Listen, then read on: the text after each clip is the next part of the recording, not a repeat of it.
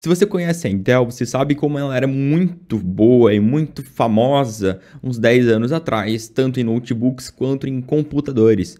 A grande questão aqui que eu quero trazer nesse vídeo é por que uma empresa como a Intel caiu tanto o valor de mercado e a ação foi tão desvalorizada ao longo do tempo. Vou trazer também as novas notícias da Qualcomm, que anunciou o Snapdragon X Plus, comparar ele com a nova também notícia da Lunar Lake da Intel, e vamos então fazer também uma comparação entre a ação da Intel, a ação da Qualcomm, a ação da Nvidia, a ação da AMD e por fim vamos juntar tudo isso com a ação da Taiwan Semiconductors, que é a TSMC, que produz esses chips, integrar tudo nesse mercado de semicondutores para entender se vale a pena investir em alguma dessas empresas ou se vale a pena ficar de fora por enquanto os preços estão lá em cima. Então vem comigo para mais um vídeo. Passando aqui só para lembrar você também de dar uma curtida aqui embaixo, se inscrever no canal me ajuda bastante, comenta alguma coisa que você acabar gostando ou não gostando do vídeo, me ajuda bastante a melhorar também o canal e bora pro vídeo. Então a Intel é uma empresa que todo mundo conhece dentro do mercado de semicondutores, produz chips de computadores, especificamente, né, no caso, o processador do computador. E esses processadores no passado eram extremamente famosos porque ninguém batia a Intel em termos de performance.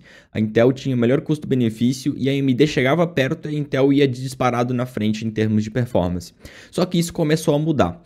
E algumas coisas dessas começaram a bater no preço da ação. Então a gente vê aqui, quando a gente pega o preço da ação, que desde até lá de 2020, 2021, a empresa estava muito bem, né? Crescendo o preço da ação, performando bem, até chegar, né, digamos assim, a uma queda absurda no preço da ação.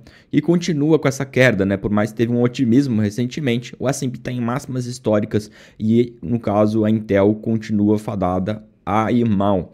Dentro dos fundamentos aqui da contabilidade da Intel, a gente vê como os fluxos de caixa se tornaram bem negativos. Para você ver como que o preço da ação acompanha isso, né? Os fluxos de caixa se tornaram bem negativos é quando a empresa caiu um monte. E logo depois começou a melhorar um pouco o fluxo de caixa, a empresa sobe, né, com otimismo, e depois cai de novo conforme ela começa a ter maior, né, perda de fluxo de caixa. Então a empresa que vinha sendo uma boa geradora de caixa ao longo dos anos, né, vou pegar aqui 10 anos para ficar mais fácil de ver, olha como ela gerava caixa bem para o acionista e pagava até bons dividendos e do nada ela cai. Por isso que não dá para olhar para uma empresa que só paga dividendos, por exemplo, né, que a Intel era uma que vinha pagando dividendos, do nada cai um terço ali dos dividendos. Então, quem dependia disso aqui para ter renda se ferrou. Não pode só olhar para isso, tem que olhar para a empresa como um todo para entender para onde ela está indo.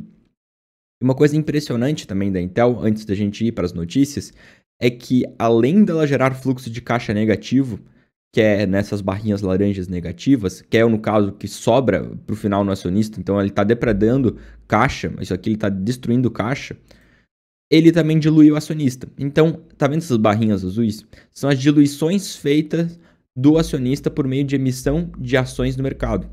Quando uma empresa ela quer pagar um funcionário, fazer bonificação de ação, no caso, para os funcionários, eles fazem o quê? Eles pagam a parte do funcionário em salário, né, dando dinheiro, e eles também pagam lá nos Estados Unidos com ações. E daí, essas ações têm que ser emitidas e vendidas no mercado por esses funcionários. E são essas barrinhas azuis. Então, quando a gente vai entender mesmo o fluxo de caixa final, a gente tem que ver quanto que a empresa tirou ou colocou dentro desse caixa dela, fez esse fluxo de caixa, ainda assim tirar, né, de quanto que ela deu, digamos assim, em formas de ação para os seus funcionários, que isso aqui não sai dentro do fluxo de caixa da empresa. É um jeito contábil para não aparecer isso. E quando você pega isso aqui, eu tenho que subtrair uma da outra. E você vai ver no final esse gráfico. Então, para ver como é muito pior ainda o fluxo de caixa da empresa. Muito bem, então, Gustavo. O que aconteceu com a Intel? Vamos entender essa história dela. Talvez o vídeo fique um pouco grande, mas vem comigo que vai ser legal para entender esse mercado de semicondutores. Recentemente, a Intel lançou essa linha Lunar Lake, que foi semana passada, né? Que é uma nova arquitetura dentro dos processadores dela, seguindo a Meteor Lake, que lançou ano passado, que, assim, foi logo ano passado aqui que lançou a Meteor Lake, os caras já lançaram uma arquitetura nova. Por que isso? Porque essa arquitetura vem para concorrer com a arquitetura da Qualcomm. Então eles anteciparam a Lunar Lake para poder competir agora com o Snapdragon X Plus. Você já deve conhecer o Snapdragon, que são processadores que estão na linha, por exemplo, de celulares, né, do Android, por exemplo, são muito famosos. E recentemente a Qualcomm anunciou essa entrada no sistema de notebooks. Então pega uma empresa como a Intel, que só existia ela praticamente como competidora e a AMD um pouco abaixo dela, uns 10 anos atrás, e ela estava muito confortável, que foi esse período de ouro dentro da empresa de fluxo de caixa. Ela conseguia gerar muito retorno para o acionista. Só que, recentemente, está começando a vir competitividade. A Intel não conseguiu entrar no mercado de GPU, ou seja, de placa de vídeo, que a AMD e a Nvidia hoje dominam, principalmente a Nvidia. A Intel não conseguiu continuar com a linha de processadores de servidor, que era o Xeon, né, dela, e a Nvidia pegou isso com tudo, principalmente com inteligência artificial. Então a Intel não conseguiu surfar a onda de inteligência artificial por enquanto. Tu pega uma empresa que estava com muito bem de caixa, sempre gerando um monte de caixa, pagando dividendo e tudo mais, tendo que se endividar. Então a Intel vem com essa ideia de que vai construir fábricas dentro dos Estados Unidos, que vai construir fábricas de ponta de linha, para construir os próprios processadores não depender da TSMC. E recentemente, a linha Lunar Lake, que é a nova linha, é produzida inteiramente pela TSMC. Então é uma coisa que é um pouco estranha de se ver. A Intel produz fábrica, está gastando um monte de CAPEX para ter fábrica, e no final produz essas coisas por meio da TSMC, que é essa empresa, a Taiwan Semiconductor Manufacturing Company Limited, que é uma empresa lá em Taiwan que produz os chips, né? Que tem essa litografia, essa tecnologia para produzir esses chips de computadores bem mais, digamos assim, específicos do que as próprias fábricas da Intel. Né? Voltando agora para a Qualcomm, né? Que é essa empresa que produzia chips para celulares e agora está entrando para computadores, ela fez uma parceria com a Microsoft e produziu os primeiros chips para Windows, que são da tecnologia ARM. Então, existem essas duas tecnologias que foram popularizadas, principalmente pela Apple, que os novos chips da Apple, né, o M1, M2, M3, M4, por exemplo, são todos da tecnologia ARM, que integram tudo do chip numa coisa só. Em vez de ter memória RAM separada da GPU e separada do CPU, separada de cada uma das coisas que normalmente eram no PC antigo, eles juntaram tudo isso num chip só para ficar mais perto uma das coisas das outras e ser mais eficiente. Então, esse chip da Qualcomm foi o primeiro chip de computador para Windows que vai conseguir trazer a tecnologia ARM para esses computadores, tornando extremamente competitivo. E a Intel, ela tinha se recusado aí no mercado de ARM, tá? Ela tinha falado, né, no caso, nas conferências dela, que ela não entraria, tanto que esse chip Lunar Lake ainda é tecnologia x86. Ele até fala aqui, ó, x86, a arquitetura x86, que por mais que esteja mais próximo do ARM, por estar mais concentrado, tipo agora esse chip vai ter RAM dentro dele, né? Quando você vai comprar um notebook, ele pode vir de 4, 8, 16, 32 GB de RAM, por exemplo. Esses chips aqui vão vir sempre com 16 ou 32 GB de RAM dentro dele. Então essas duas partes aqui, ó, são dois chips aqui para ter RAM. Então essa é a ideia dentro agora dos processadores da Intel. Então os próximos notebooks da Intel vão ter 16 ou 32 GB de RAM e ponto final, que estão dentro do chip. Tá? Por um lado é bom que vai sempre vir isso com o chip, mas por um lado é ruim que talvez não tenha como fazer upgrade e tal, como a gente tem nos computadores atuais. Enfim. Dentro disso tudo, a Intel ela acabou perdendo competitividade, parece que ela não consegue dar sequência para a linha de negócio dela. Então, além de ela ter agora uma competidora muito melhor que a AMD se tornou muito competitiva. Ela tem a Qualcomm entrando nesse mercado, que é uma competição ainda maior. Ela tem a Nvidia tomando os lugares nos servidores. Então, quando você pega um todo da Intel, ela tem esses fundamentos, por mais intrínsecos do século, que são de tecnologia de semicondutor, ela não consegue gerar valor, ela não consegue competir. A competitividade é um problema nesse setor. O que era quase um oligopólio dessas empresas não é mais. E, além disso, a empresa está se endividando, ela está produzindo fábrica que não está gerando processador de última linha, a empresa não consegue mais gerar fluxo de caixa positivo, ela não consegue gerar mais lucro por ação positivo direito, então um semestre gera lucro positivo, outro semestre não gera. Então tem várias coisas, por exemplo, a margem dela, a margem bruta caindo, margem operacional quase negativa, já negativa no caso, né? A margem de lucro negativa. Então olho para tudo isso, a empresa está gastando mais por causa da competitividade, ela não para de gastar, digamos assim, e ao mesmo tempo ela não consegue gerar fluxo de caixa. Então é uma empresa que eu não vejo com meus olhos hoje. Eu já tive Intel em carteira, eu surfei o boom da Intel pensando nesse aumento de competitividade. Pensei que a Intel ia trazer coisas mais competitivas e acabou que eu vi ela ficando para trás e eu me desfiz da ação ainda com lucro, mas penso que não entraria nela hoje. Talvez ela venha subir aí, mas eu não entraria nela hoje. Outro ponto importante aqui, vamos entender agora sobre a Qualcomm, né? Se vale a pena, no caso, investir em Qualcomm ou não. A Qualcomm é uma empresa que sobrou pra caramba. Se tu pega no último ano, year to date, no caso, 50%. Nos últimos 5 anos, olha o foguete que foi essa ação. Só que ela ainda é negociada barata. Dentro dos fluxos de caixa dela, ela negocia 5,20. Normalmente, as empresas mais top de linha ali, por exemplo, Microsoft, Apple, negociam a 3, 2,5, 3,5. Ela está negociando a 5. Então, é uma coisa muito boa. Quanto mais alto esse número aqui, que é o yield que você está pagando em cima do fluxo de caixa da empresa que ela gera, melhor. O PL dela baixo também, né? O PL futuro dela é 17, então é um PL bem baixo comparado para uma empresa dessas. Por quê? Porque o mercado precifica que ela vai ficar mais ou menos nessa linha de fluxo de caixa atual. Ela vai continuar performando isso aqui, não vai crescer mais muito. Então, uma empresa que, por mais que dilua um pouco o seu acionista, ela vem crescendo bem, né? Mas ainda assim eu vejo como não sendo uma boa aposta, tá? Porque por mais que ela tenha tudo isso, ela tá num ambiente de alta competitividade. Ela tá começando a competir com o Intel, começando a competir com a AMD, em cenários que talvez seja um pouco diferente agora para poder entrar e ter essa previsibilidade. Então eu não gostaria muito de investir em Qualcomm, por mais que ela recompre a ação, por mais que ela pague dividendo, mas os dividendos estão ali em 1,66%. Ela tem mais ou menos a mesma quantidade de caixa para dívida, então ela está bem controlada com dívida, mas eu não vejo ainda com bons olhos para entrar nessa empresa hoje, tá? Talvez caindo bastante o preço da ação seja melhor para entrar, mas eu não entraria hoje pela previsibilidade, eu não consigo prever mesmo se ela vai gerar mais retorno do que o mercado já prevê. Dentro agora de Nvidia, que é uma queridinha do mercado, que explodiu, foi a ação, digamos, do ano passado, né? Nos últimos 10 anos ela performou tipo, muito, né? Nos últimos 5 anos também. E a Nvidia está dentro de tudo que é no futuro, né? Então tu pega robótica, a Nvidia faz parte. Carros autônomos, a Nvidia faz parte. A inteligência artificial, a Nvidia faz parte. Machine learning, a Nvidia faz parte. Tudo que você pense, a Nvidia vai fazer parte porque está dentro da tecnologia mais atual que existe.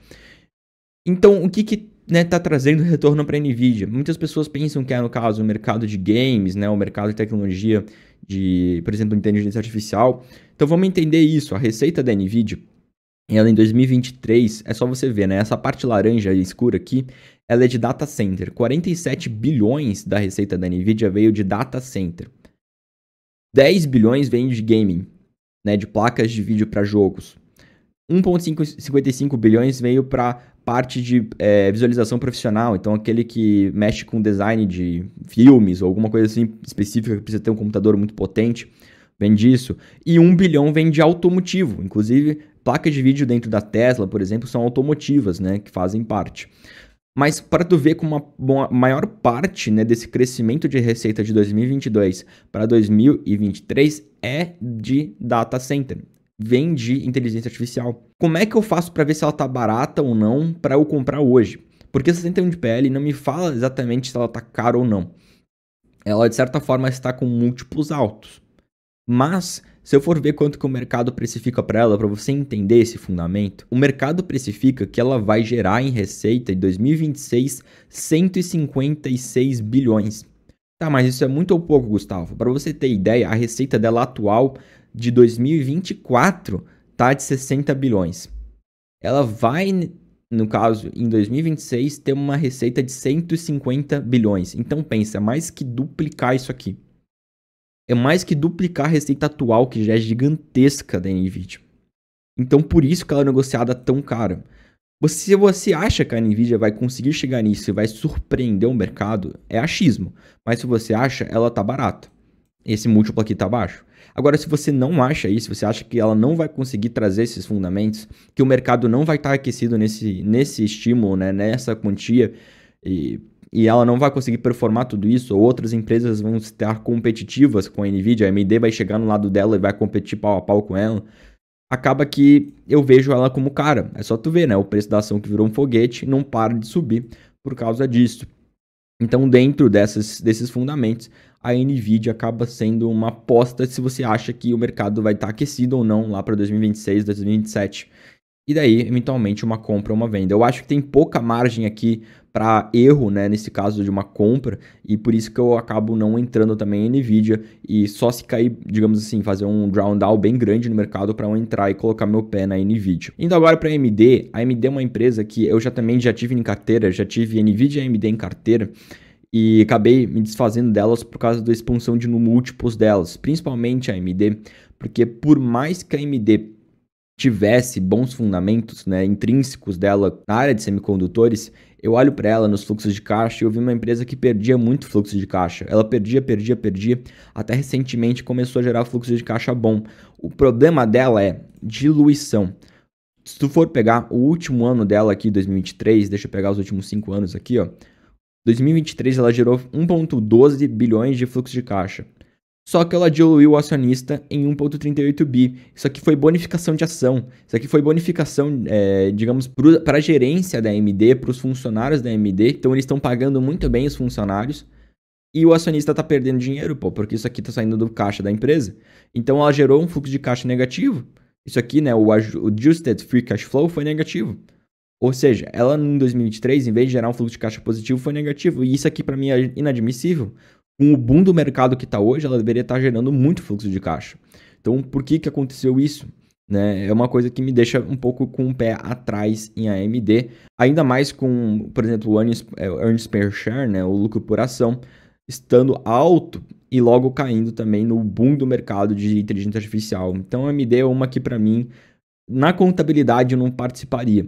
Tá? Por mais que ela tenha alguns fundamentos bons, como a NVIDIA é muito melhor em termos de contabilidade do que a AMD, tanto em fluxo de caixa quanto em receita, dívida e assim por diante. E por fim, aqui na TSMC, a TSMC é uma empresa que produz, né, os chips para essas outras empresas. Então, por exemplo, a AMD, a NVIDIA e a própria Intel, elas, até a Qualcomm, dependendo, elas fazem o design do chip e daí elas mandam para a fábrica de chips que é a TSMC para produzir.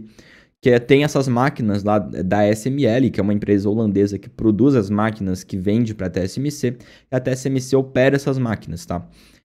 É uma empresa perfeita, tá? Em termos de contabilidade, tá?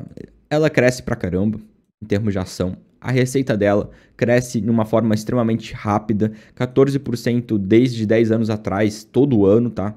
Então é muito rápido isso para a receita. O fluxo de caixa dela tá direitinho. Ela não dilui o acionista com o fluxo de caixa. Então é perfeito nesse sentido, muito bom. Ela tem mais caixa que dívida. Então ela tem 1,92 trilhões de dólares em caixa. Você sabe o que é isso? É muito dinheiro em caixa, porque ela tá agora investindo em fábricas fora de Taiwan, né? A gente tem o lucro por ação também relativamente bom, forte, crescendo ao longo dos anos. Eu gosto muito de ver isso. Tu pega, ela não está diluindo acionista, pelo contrário, ela mantém a mesma quantidade de ações ao longo dos anos, então não tem nada de diluição. Ela tem margens boas, então a margem bruta de 53%, a margem operacional de 42% e a margem de lucro 38%. Então é uma empresa quase monopolística dentro do que ela faz, com altas margens, com alta competitividade, porque ela tem tecnologias que os outros não têm. É uma empresa perfeita. Então, por que ela negocia tão barata? Ela negocia 23 de PL. Ela deveria estar negociando a 33, 43 de PL, por exemplo. No caso, se fosse uma empresa que o mercado vesse com essa qualidade. Ela negocia 56 de fluxo de caixa de yield, pô. Então, tem algumas coisas aqui que parece estar errado. Você deve saber que Taiwan é constantemente ameaçada de invasão pela China, né? Porque Taiwan faz parte, digamos, da antiga China que foi separada da China atual, da China comunista atual. Ou seja, a China está ameaçando invadir Taiwan, e se isso acontece, é bem possível de dar uma quebra nessa constância de produção da TSMC. Ou seja, é um risco para a empresa ser invadida pela China, até por causa da legislação que talvez impeça que essa tecnologia saia para os Estados Unidos, por exemplo, se estiver na mão da China. Então, esse é os maus olhos hoje para a TSMC, e que se talvez ela diversificar a operação dela pelo resto do mundo, fique muito melhor de investir nela, mas que hoje é um risco muito grande, principalmente com as guerras que estão acontecendo aí, né, tanto ali na Rússia com a Ucrânia, até em Israel agora recentemente. Então o mundo está, né, olhando para a TSMC com esse risco. Então no vídeo de hoje é isso, curta, comente aqui embaixo, se inscreva no canal, me ajuda bastante, eu te vejo na próxima.